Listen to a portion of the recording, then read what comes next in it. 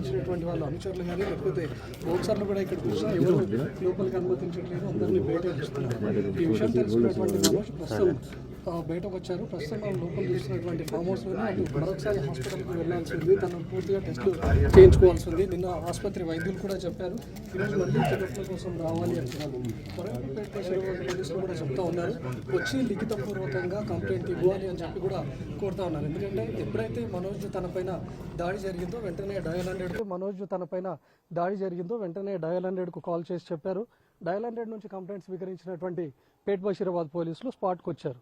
మీరు ఏం చెప్పాలనుకున్నా లేకపోతే మీపైన జరిగినటువంటి దాడి విషయాలన్నిటిపైన కూడా లిఖితపూర్వకంగా ఫిర్యాదు చేయాలి, పేట్ బషీరాబాద్ పిఎస్కు రావాలి అని చెప్పి కూడా పోలీసులు సూచించారు. ఇప్పటివరకు మనోజ్ అక్కడికి వెళ్ళలేదు. కానీ ఈరోజు మెడికల్ టెస్టులు పూర్తి అయిపోయిన తర్వాత ఆ రిపోర్ట్లను అన్నింటినీ పెట్టి వాటిని ఎమ్మెల్సీగా చేర్చి ఈరోజు పేట్ బషీరాబాద్ పిఎస్లో కంప్లైంట్ చేస్తారా లేదా అనేది చూడాలి. ప్రస్తుతం మాత్రం ఫామ్ హౌస్ లోపల మనోజ్ ఉండడాన్ని కూడా మనం ఎక్స్క్లూజివ్గా చూస్తున్నాం. సో